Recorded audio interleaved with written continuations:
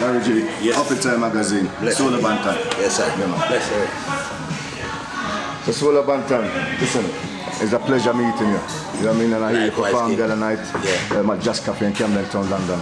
And it was a wicked session. Good times, brother. Man, the way you hold the mic and control the crowd, it was just fabulous. Yes, sir. Good times. You know, so, alright, so going back now, so which era you grew up in? I grew up like late 70s, 80s. Yeah. You know what I mean? That was my time. 80s is like my time when I really started raving Same. and taking it and taking it. Yeah, we had listened to music from the grove, you know. Yeah. Mother and father. My big brother had a sound system as well. What song was that? Had a song called King Sharma International.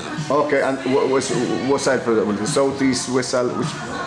He was in East. East I London. grew up in West, yeah, Okay, but okay. he was in East, you know what I mean? So yeah, he had a sound there, so I used to listen to him and watch him practice, you know what I mean? He was a singer and stuff, you know what I So mean? he was your bigger brother then? Yeah. Okay, Big up, so that means you couldn't play his records? Nah, but I used to sneak and do it, you know what I mean? As you do? Yeah, I used to sneak and do it. And my sister was a big collector of vinyl as well. Yeah. So I used to sneak and do her things. I remember them telling me you used to have a Oh, yeah, top of the gram?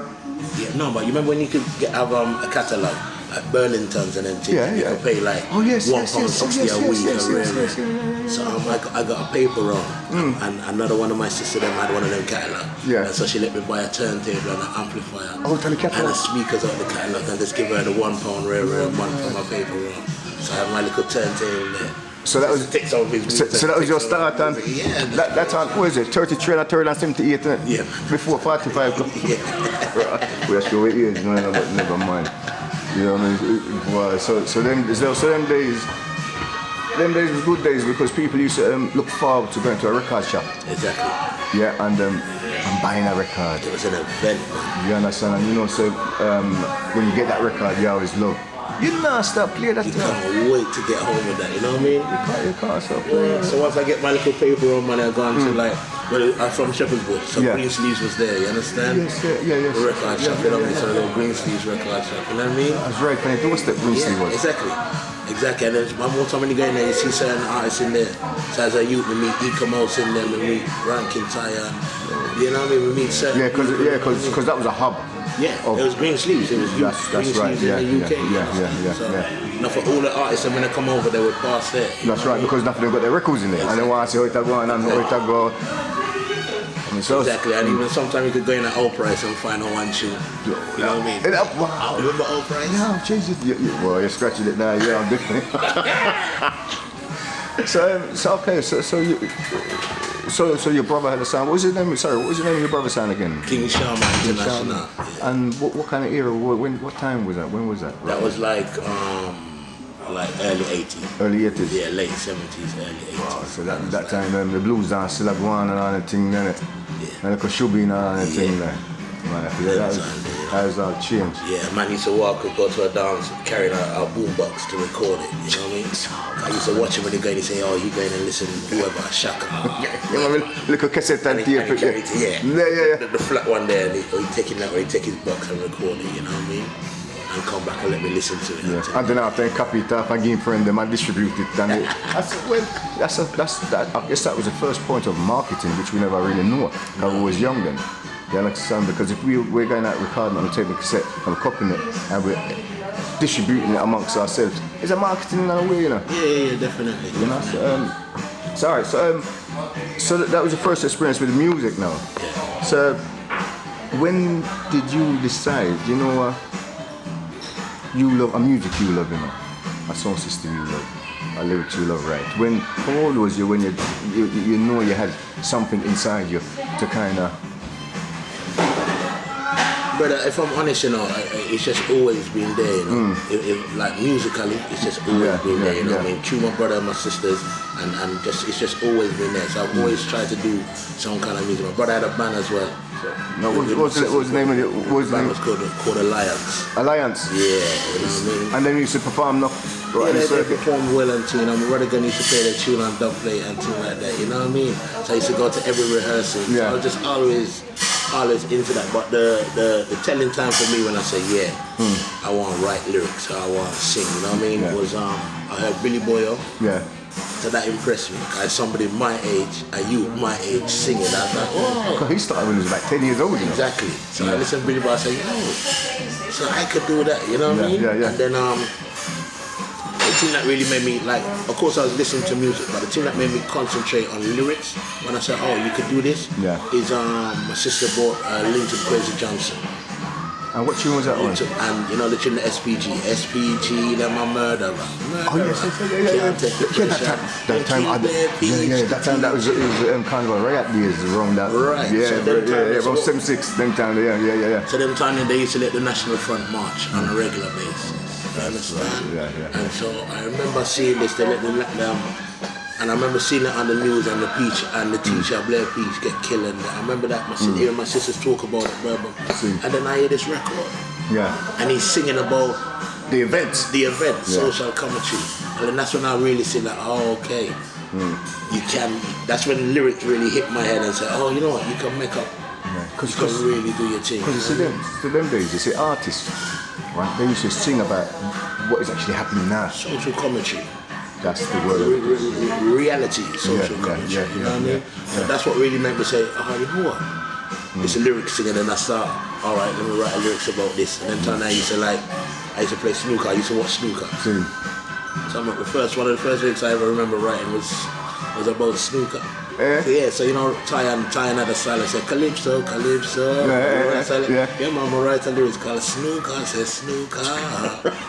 So after party ready, apple butter color, green, brown, blue, pink, black and yellow. Solo Banton, Upintime. Then I used to call myself Professor Brown, you know what I mean? As a youth, you know what I mean? So that's like 11, 12 years old. 11, 12 years. So that's just before you left primary and you just started secondary. Yeah, just started secondary. It's about 12. Yeah. So you see, when you was at secondary school, I guess you had other groups of friends, and they've been in their own sound systems, isn't it? Yeah. You know what I mean? And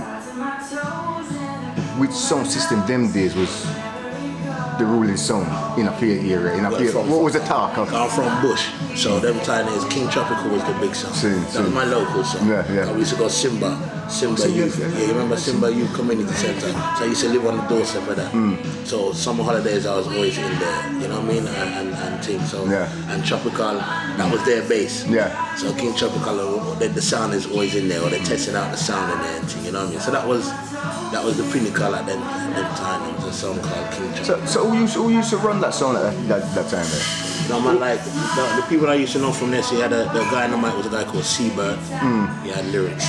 So it was the original mic. Yeah, I can't remember the Russ who selected though. I guess them days the mic man used to have the mic all night, version after version. Yeah, for ready, you know. Yeah, full up. Yeah, for ready, you know. And yeah, some more time it was him one. More time him one, you know. Some people will come and take peace, but him one.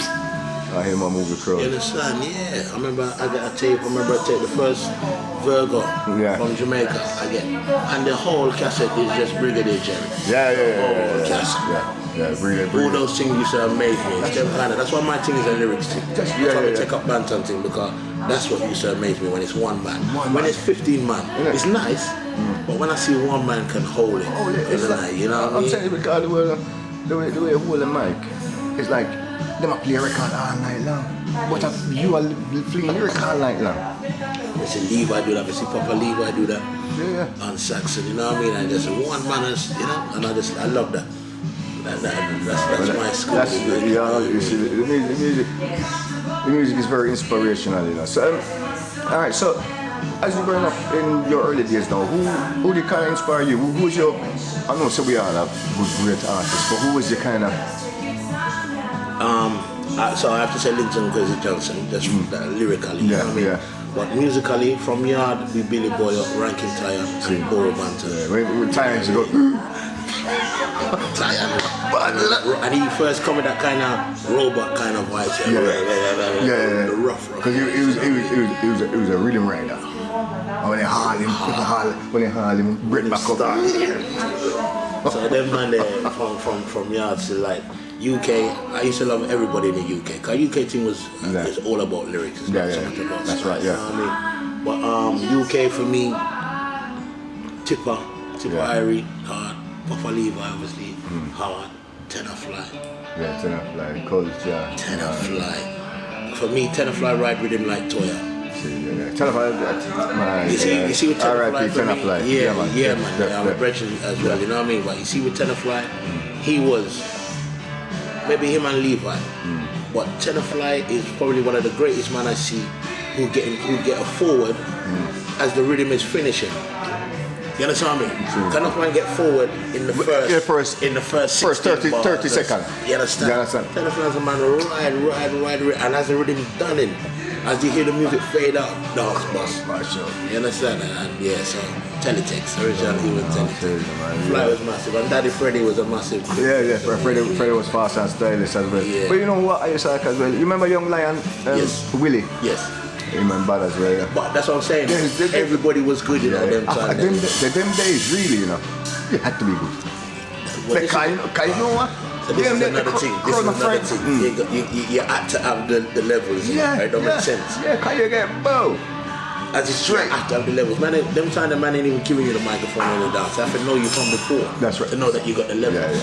You couldn't just roll up and say, yo, give me a touch. No, man, who you? It don't go like that. It don't go like that. You're right. You have to go through the ranks and people know that you can make it before you get that mic. That's right, because remember, wait a minute, you hold the mic here, you represent the sound you depend, you know. You understand? It's like football, innit? You know, you have to know that the man can kick the ball before you bring him on the pitch. He has to deliver, otherwise he flop you. And your team. Yeah, exactly. And your crew. Exactly. You understand? So then from Bush there now, like you stretch out to Northwest. Yeah. I used to listen to Volcano, Unity General, Bobby Ranks, and that man is great. And he had that song from Gemini, from Luton, Gemini.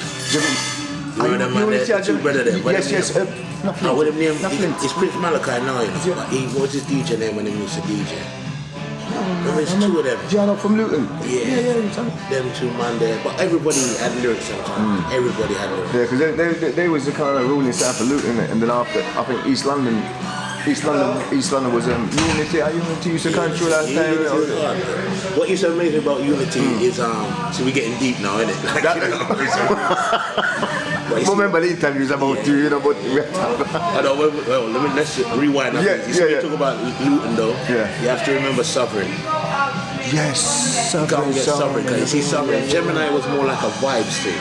Yeah. Sovereign, full and up play. Yeah. Sovereign, I play nitty-gritty. That's right, yeah. You know what I mean? So, because the other side was more of a juggling side, the party and this and that. Exactly. Yeah, but Sovereign was a war song. Yeah. There's a war song. They clash, they kill you. You know what I mean? But what I used to like about it, see, Unity now. Unity never used to have the biggest sound in the world. Yeah. I see Unity play with some small sound and they could stand up to them as in equipment wise and rare wise, you know what I mean? Yes. And Unity never even had like the greatest selection. Yeah, they got tune from Jammies, fresh tune from Jammies, but they didn't have like a word, a special like sax and all that. They never had tune like that, but it's vibes. Yeah, they can move the crowd. Man, they can stand up, so you can see Unity against Java. Yeah. Obviously Java were out-based them. Obviously Java were out-based them, Java were out-tune them. Java used to have coach. And Java got downplayed like rice, you understand? But Unity could hold that because the vibes. It's just a vibes. Especially when it's the three of them as well, you know, not just the two of them. When it's Flint, Demon and Navigator, you know. Navigator, you know. Specky. Yeah, because Navigator went on to the drum and bass scene as well. Exactly. Yeah, and then man, they're following man. Yeah, that's right. Yeah. But Specky, when he was Navigator, Specky was hard. He's still hard now though, I know he's still hard now. But man, they're still doing works behind the scene, don't they? Because I think they do some events at Jazz Cafe now and then. Yeah. So they're still, but although you don't... Work hard. Yeah. Like, them men are working hard still. So everybody, to answer the question, I know it was a long question, but when it comes to UK MCs, everybody, because you had to be on the board to do it. And everybody had their own thing. Yeah. So when you go and listen to that sound, you're going for that vibe. When you go and listen to that sound, you're going for that. See, when you got Saxon now, you go and listen to Saxon. Saxon was just I don't know, I don't even know how to describe it. I don't even know how to describe it. Because the greatest thing about Saxon is, because there were so many talented people around there. You don't know what vibe you're getting when you go to the dance. So we used to go to the dance and we're like, boy, we don't even know who's working on Saxon tonight. Exactly, You understand? Yeah. And there are certain things that you could gauge. You'd be like, okay. So when I switch on the mic now, Yes. Yeah. And it's tipper. It just say, oh, tipper. So from tipper there, more than likely rusty today. You understand? Wow, man. You know what I mean? I tell you, because and then Colonel, and then you just Colonel was a bubbler. And then you just gone, innit? Colonel the bubbler, and you know, say Levi.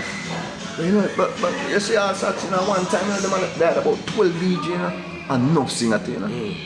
So it was that song was a hard song for conquer. And I tell you.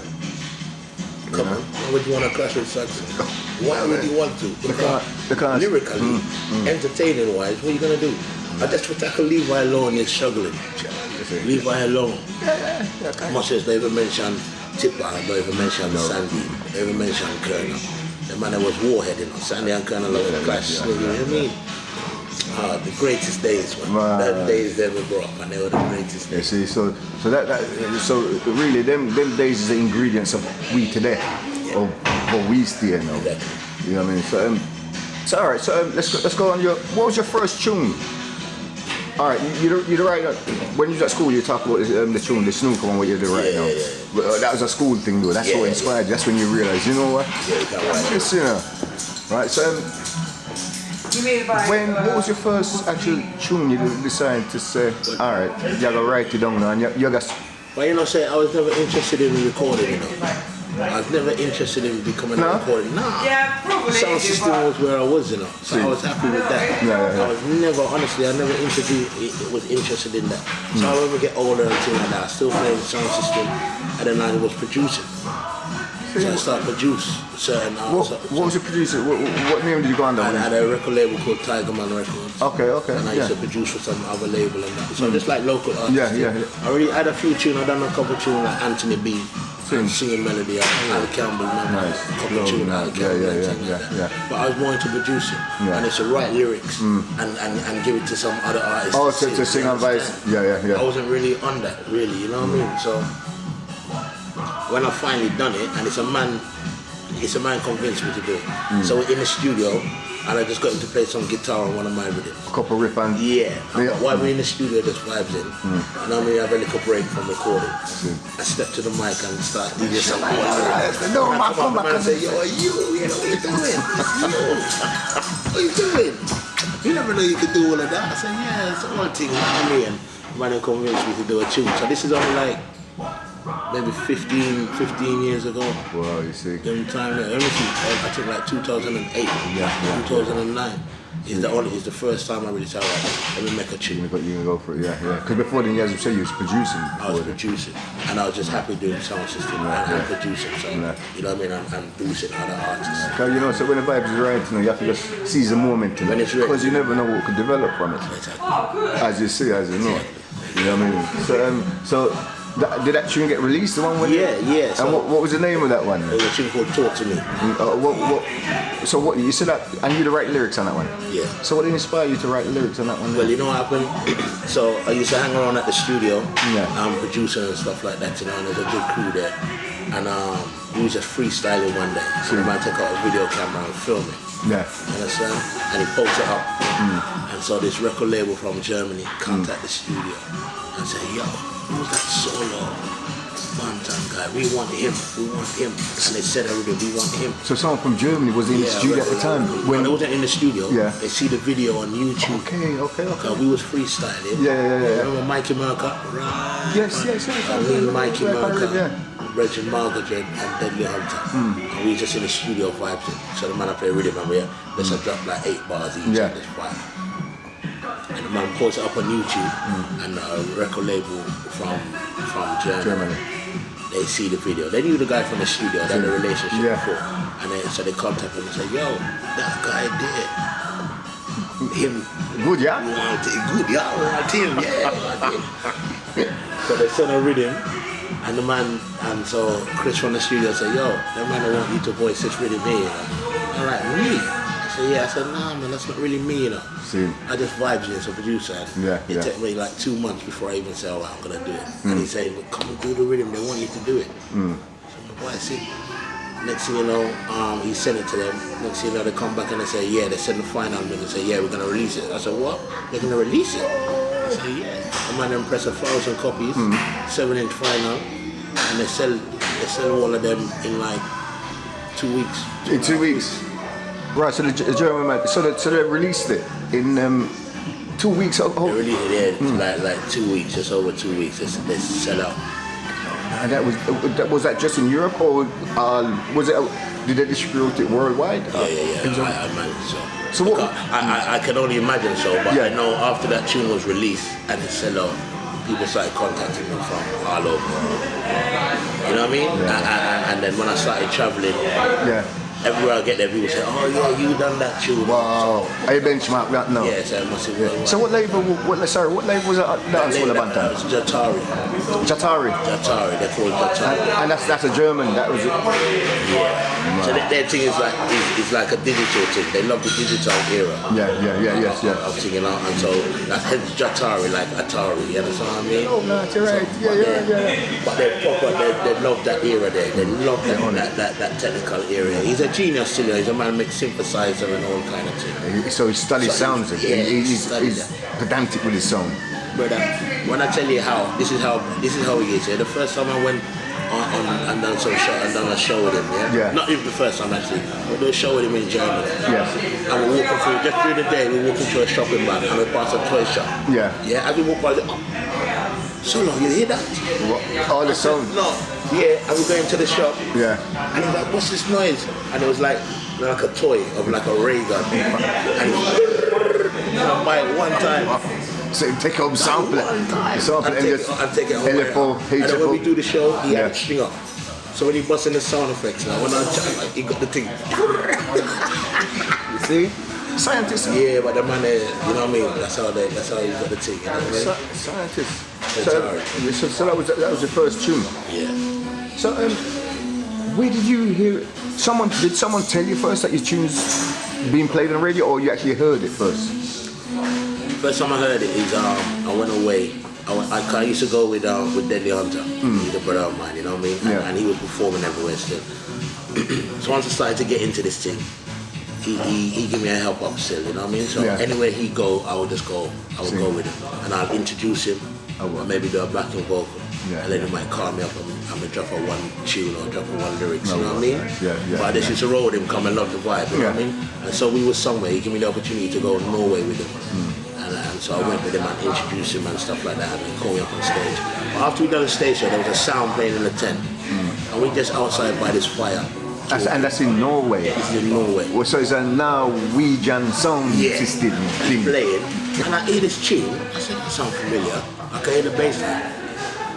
I said, "Hold on, I think that's my tune, you know." Yo, the thing said, "What on?" So the people are talking to, I run over to the marquee, and I get in there. And as I get in there, they just pull it up on something else. And as I walk in there, then he was inside it. He's like, "Yo, where was you?" I said, "I'm caught by the fire talking to the people there." He said, "Yo, your tune mash at the place." They put it up like 3 times. He said that tune get wheeled up 3 times. What a feeling! What a great overwhelming feeling! It's crazy, and that's when it really kind of sinks in. And that was your first tune you released. First tune I released. It's all right. So you see, after that first tune, what was your tune after that? Because you had to come up with something quick, fast, now because you know say hot now, your name hot now. So you know you have to. So the studio that I was chilling in, when we do the freestyle and everything, I ain't recording nothing for him yet, you know, because I wasn't on the recording team. You understand? Yes. So once we get back after this now, I said, "Yo, Chris, what rhythm you have here?" All right, you really know. Try to see, you know what I mean? I'm gonna do some things with him. We never released none of them though. They wasn't good enough still, you know what I mean? And I'm trying to think what the next release after that was. I think I might have had a piece on a rhythm. Maybe he had like 8 cuts to the rhythm, and I had a piece on there. I done a tune with the Ganja Story, not like the Baby Champagne. Yeah, that's not the Chalice one, is it? That's not the Chalice one. No, that was before the Chalice one. Still. Them there still. But then we do Yeah, I think I done a couple of tunes that was on. You know, you had a series on a rhythm. You know, like you used to have like eight vocal or 9 vocal on the same. Okay, like a sling thing. Yeah, and when they had about 12 on that. Exactly. so I had a couple of tunes with him really. So doing like hard releases. You know what I mean? Yeah. But then people start begging me, different producers for sending them rhythms. I'll make Solo do this, and I done a tune called Roots Rock Reggae. Sing. And this was kind of successful too, you know what I mean? And then the German man then come back, say, yeah, Solo ready for you again, you know, to do something else. I'm gonna do a tune called, I done like an EP with them, 4 tracks. Yeah. And one tune was Music Addict, you know, like I lick over the Sense Addict. But I record this tune for them. This is another lesson that I learned as well. So I record this Music Addict for them. Yeah. And then the man sent me the cover. He said, oh, this is gonna be the cover for the Music Addict. Full cartoon, colour drawing. Yes, I see that. So it's 4 tunes and I had different cartoons for the 4 tunes. Sell out. Well, like now they're still repressing it and selling it now. Yeah, because when I saw that cover, that reminded me of, you know, the Marvin Gaye cover. Yeah, the Marvin Gaye cover. When they was all dancing. Okay. Do you remember the cartoon cover one? That reminded me of that. Okay. You see, kind of. So when you're presenting it with that cover as well, you know what I mean? It's eye-catching already straight. That went. They repress it went. That's my biggest tune, like today. That went. So even like national radio station in France had that on play. You know, like the radio one in France, and I play that every day. It sounds them in France and now in all the places. The sound system, them is English speakers. They try and speak patois. Sing, okay. So that is them thing, is them ways. It's their ways, they do that thing, you know what I mean? But some of them don't, that's not fair, but a lot of them try to speak patois or whatever. And over there they got good crowd though. Yeah man, they love it. The crowd is huge. They love the crowd huge. France is a different kettle of fish though. France has had reggae for a long time. Now, some places they haven't had it for too long, you know what I mean? Or Poland or something like that, they ain't had it for that long. France has had it for years. Wow. You understand? So when you go over there, you see some big sound system and the man know what they're doing. Well, they're still stringing up sound and all that, Sound system is bigger now than ever. So in them places. So because they keep the venues, you see? They still have the venues to play sound. Because you don't really have that here no more. Because we don't got the venues. Because all you do is you have to just bring in your equipment in, but use their PA. You don't have the days of where the truck band used to turn up and you see squats, bass, scoop and all that thing there. But them man are out there, and even if they ain't got a place, them man will go in a squat and play in a squat. Yeah. So we go like places like Germany and they take me to this venue. So what's this venue here? They say, oh, this was originally a squat. But they've been in there so long, in Italy as well, they have these places. They go, they find a building, they squat in the building and they fix it up. And they start run certain program in there. And then once they see that, the government turn around and say, you know what?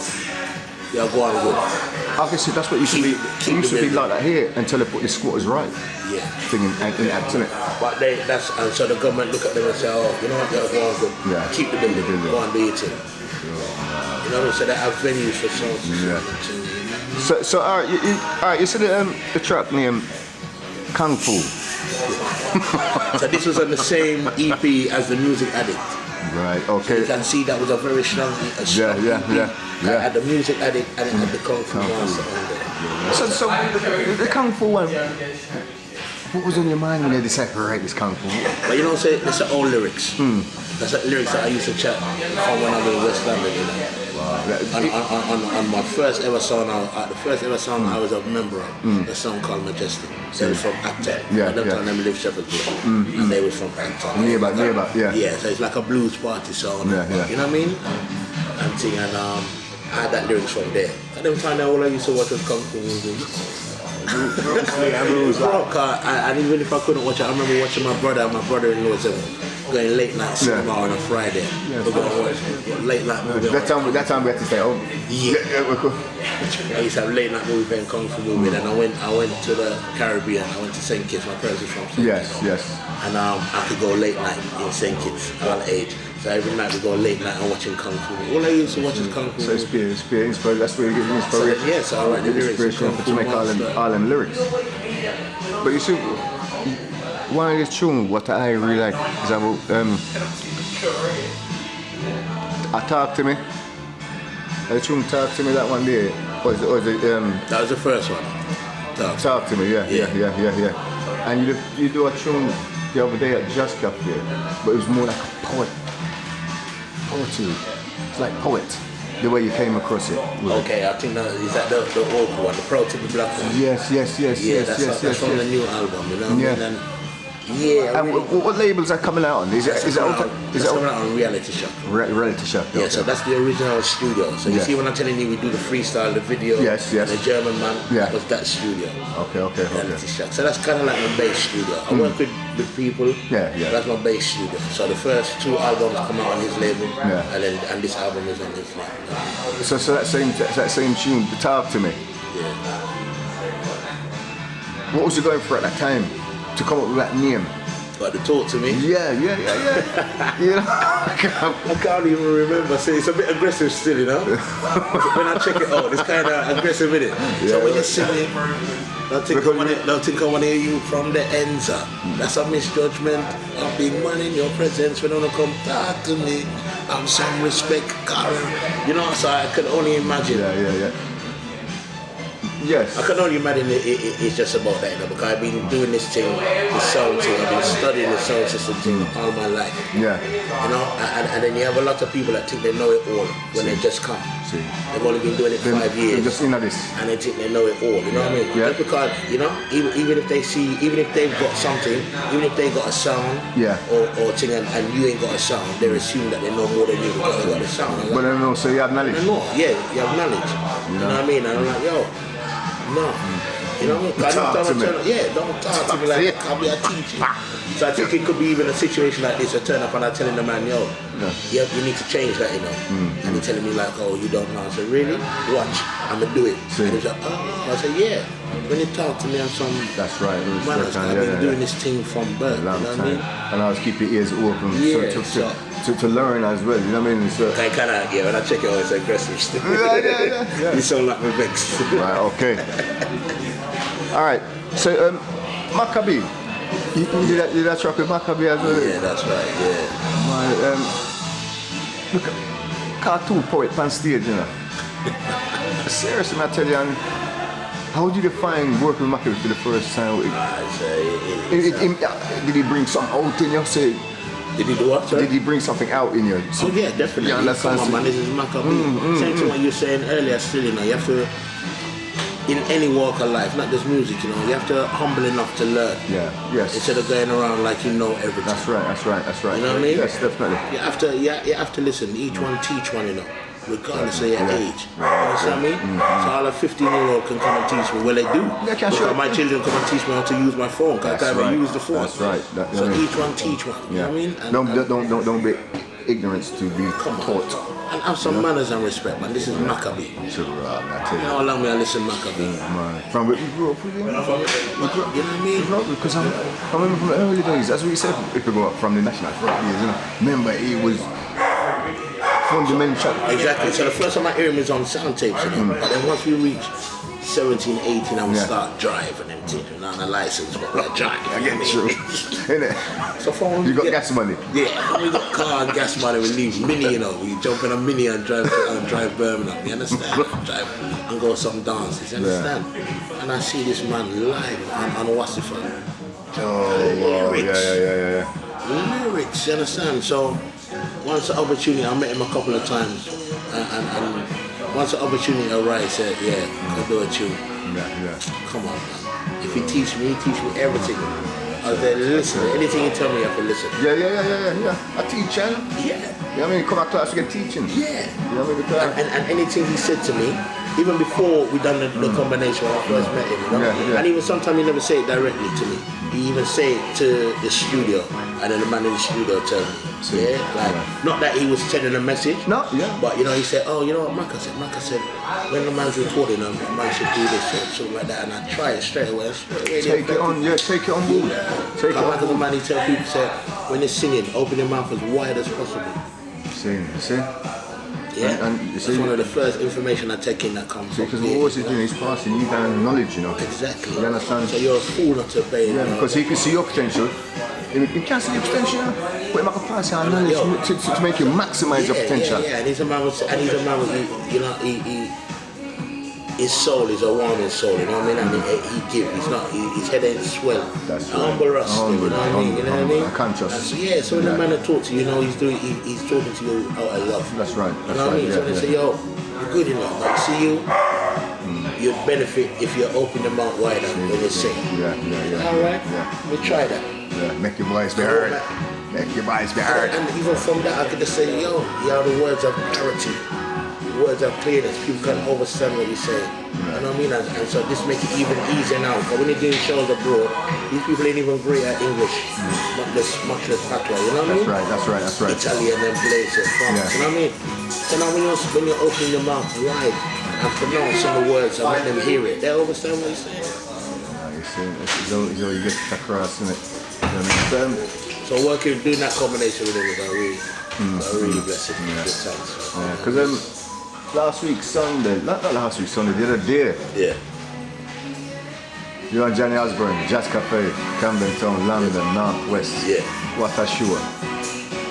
Great. What a show. Man, I tell you, Solo Banton, you angle the crowd good, you know, and you move the crowd good. And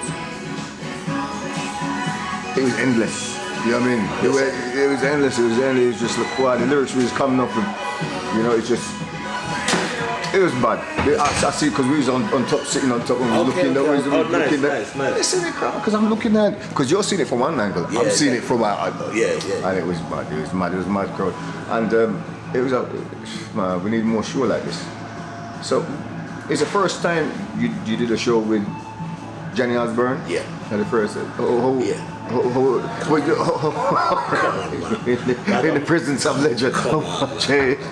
Like I've met him before still. I met him we was at a festival in France together. Yeah. Still, but to be booked, to be billed supporting him is the first time happening. Come on, this is a legend, man. That man that made me find Rastafari. That's right, yeah. And Johnny Osborne. Yeah. Really hard and like a garment. Yeah, and he have a tune on the Farley Lover LP. But say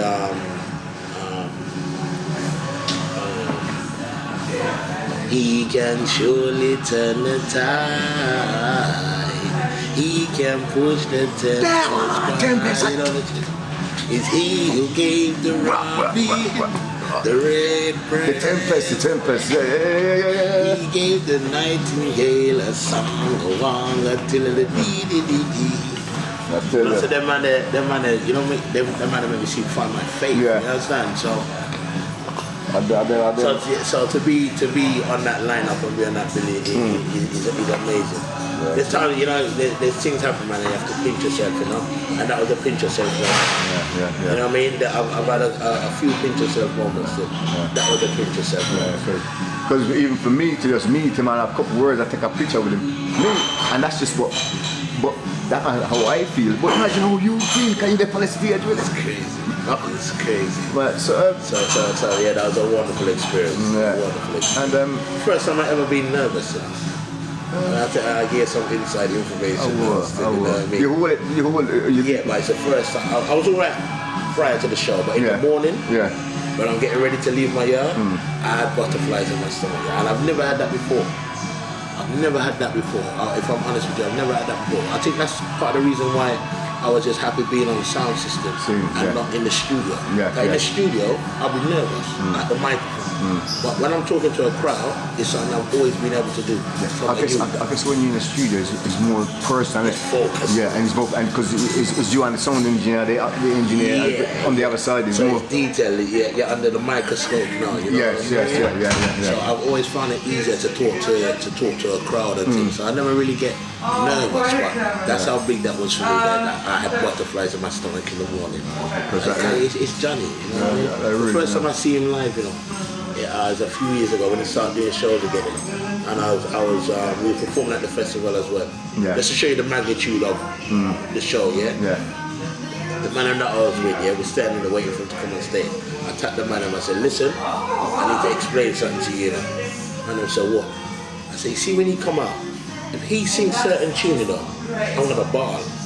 Don't be surprised if I start crying, you know. I tell you that no. If he sings certain tune, I'm gonna well up. You know what I mean? Cause this man is important to me. So that's how big that show for me in Camden Town. That was a spectacular show, man. It was a full sellout house. Yeah, it's lovely. Do you know what I mean? So you got some tours coming up. Yes. Where are they? Where's your next tour coming up now? All over still, you know. Yeah. We're going Italy. We're going Oxford. We're going France. So Italy, is it? Who's organising that one in Italy? In Italy, is a promoter out there called DJ Afghan. Yeah. You know what I mean? He just look after most people when they go to. He do show with Roddy kind of. Okay. Yeah. You know? But I love Italy still. Italy. Is that the first time you were performing under that production? No. I've been in Italy many times. I think Italy is probably I've been there the most out of most places. I had a big tune in Italy still. I had a ska tune called Make You Groove. And that was an Italian production. And it was released in Italy on an Italian label. Yeah. And what label was that on? It's called Tour Reggae. Tour Reggae. Yeah. It's got me on the rhythm, Tipo Iris on the rhythm, and some Italian artists on the rhythm. But that's a big. They flew me out there and done a good video, so that's a big tune for me. So all that's on YouTube also. Yeah. Called Make It Cool. Yeah. But you have a web page as well, isn't it? Yeah. What is your web page? SoloBanton.com, the website. SoloBanton.com, www.solobanton.com. Yeah, BANTON. See? Like the lyrical banter. So okay, so you have Italy, and you said you got Oxford. So really you got Italy and Oxford back to back. Yeah, so the Friday I do Italy, fly out, do that, fly back and then go to Oxford on the Saturday. Movements, RAGGAMUFFIN. Yeah, I tell you spread the word of movements. There's a movement for going, you know. Yeah. You know what I mean? So it's busy. We have a busy year coming up.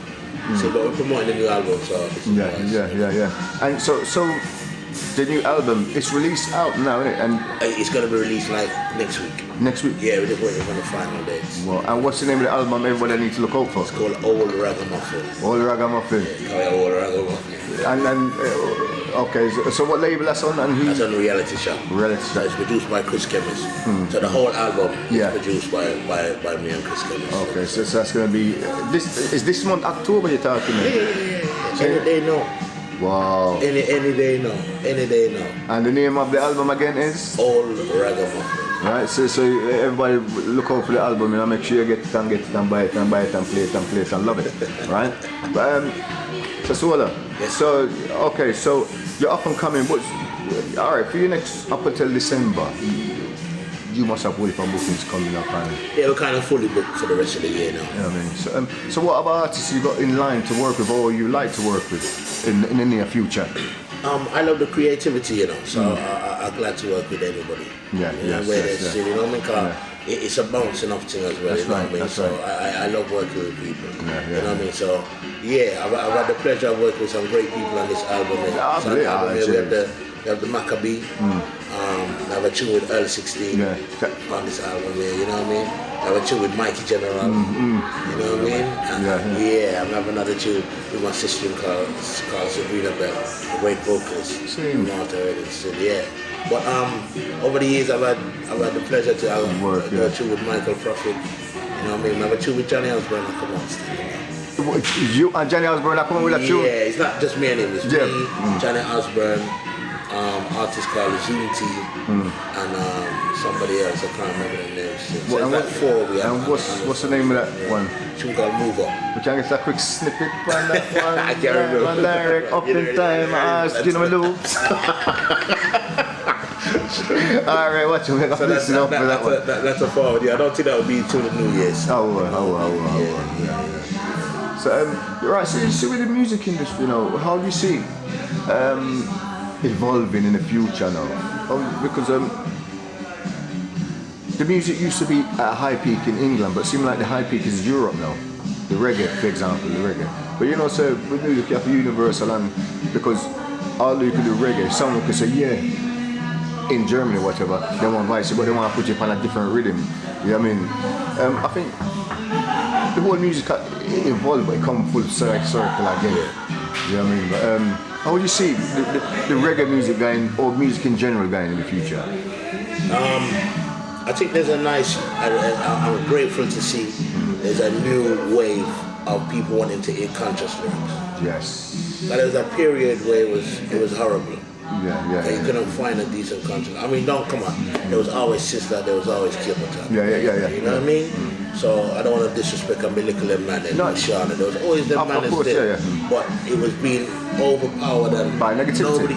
Nobody was playing them to. That's right. Even though them man was making good music, you struggle to hear that. Everybody just want to play the latest. I don't want to call an artist name, but the latest negativity man. You're just talking some nonsense. And look at the state that we're in now, after the youth growing up listening to that music. It's not just music that caused that problem there, but we can't deny the effect music has on us. Come on. It's got, as we say, it's got effect on people. Man. Come on, subliminally, it affects you, it charges you. You know what I mean? When, for an example, during the Vietnam War, the Americans used to play like this techno, psychedelic kind of. I remember they was drugging them up as well. So they would give them LSD and then the man just marching to the death. They got this noise in their head that they would be listening to. From, you understand? Some music is a motivation. We got if a person got a platform to get his voice aired to the masses, he needs to seize the opportunity and make sure he's done in the right way, because remember, other people's listening and that affect their behaviour as well. So if you have spread consciousness, so the people who are listening to taking in them are conscious people and people. I kind of swear off a question still, but I need to tell you the story to know how powerful it is. I was doing a show in Leeds. And a guy and his girlfriend come up to me, and they had one of my records in my hand. It's a tune called No. And the tune said no. They said, have you ever sniffed the coke or smoke a cracker pipe? No. Have you ever raped a woman or molested a child? No. Have you ever taken a gun and taken a body? No. So he got this record in his hand. He's like, oh, nice to meet you. Do you mind if you sign my record and take a picture? I say, yeah. So I sign it and take a picture. And he's like, thank you very much, man. You helped me so much. And I kind of waved it off. I was like, yeah, okay, no problem. And his girlfriend looked at me and she said, no, seriously. That's what she said. I don't know what my goofy woman was. I remember the situation. She said, no, seriously. I was like, bro. You feel the lyrics of a brother life? Yeah, and I looked back at him and he just looking at me like, wow. For real, things. I don't know what happened, but that was the end of it. But just you feel the power of it, right? Yeah. So you have to know what you're saying. That's right. Like, even if it's just little me, then you know what I mean. Somebody's gonna hear what I said and take that on board, whether it's negative or positive. You understand? You see the man come back and tell me that he said, I saved his life. His girlfriend said, no, serious. And that's because the lyrics were heard. You see. You understand? So the direction of but you know what I mean? Sorry, like no. But it's a serious thing. I don't understand why these people take it like it's a joke thing. Yeah, because they got the platform. They got the platform to spread the right thing to you. People are idolizing you, and you there singing foolishness. You don't think they're not gonna go and take up the foolishness? Same thing. You understand? You're desensitizing serious issues. You're desensitizing gunplay. You're desensitizing gangster lifestyle. So they're going to take it up like, they think it's nothing. And the next thing you know, they're stuck in the middle of it and they realize it's not nothing. That's right, by that time it's too late. You know, so we need to use the platform and make sure it's used properly. So I give thanks that there's this wave of movement towards to hear this conscious music again. You know what I mean? And more time in Europe, they don't really want to hear that. You have the dancehall scene and they play that still, you know what I mean? But they embrace the consciousness to a level, you understand what I mean? So I give thanks for that, and I hope that continues. You know what I want to say worried about, but I really want to start doing now. We need some more young UK conscious reggae artists. I can't see that. That's right, yeah. You know what I mean? And I'm glad I want to meet them. I'll help them write. See, you hear that? So anybody watching this, conscious youths and youths with lyrics and they want to be heard, Solo Banton, you understand? But there's many of us who will help, because it was handed to us. See that? Man help us. Yeah, The same yeah. way I'm telling you that Maccabee helped me. Yeah. Same way I'm telling you Daddy Freddie helped me. Daddy Freddie give me a whole heap of advice, you that? know what I mean? Yeah, yes, yes. Tenor Fly give me a lot of advice, understand? Even Michael Prophet, everybody give me a lot of advice. Yeah. So as them elders are giving it to me, what am I going to do with You it? have to pass on the movement, man. Pass it on. I tell you. You know what I mean? You know what I mean? His Majesty said, His Majesty said, now that we've done the job, what shall we do with the tools? So imagine you have the tools to do certain things. That's right, yeah. Which is me. Yeah. So I've done my thing. Pass People the tool know on my name again and now. I'm moving on. So what am I going to do with the tools? Yeah. Come on. Yeah. So reach out, please, because we need some young conscious reggae artists out to the UK now. We live in a serious time where we need more love, peace and harmony and unity in the world. Yes, sir. You know what I mean? So Solo Banton, watching my brother, is a pleasure, an honor, God knowing, you know, in the presence. Larry G, Upintime. Larry G. Respect. Love King. Yeah, man. Yeah, man. Give thanks, yeah? Yeah. Yo, a Solo Banton, you know, you want to big up Larry G, big up QG, yeah? Original Up in Time. What we say? It's love, respect, and manners. Yeah? Solo Banton said, we are all ragamuffin, and we not too I'm for Savannah. All ragamuffin. Up in Time. Larry G, QG. Bad. Manners. Respect. Manners.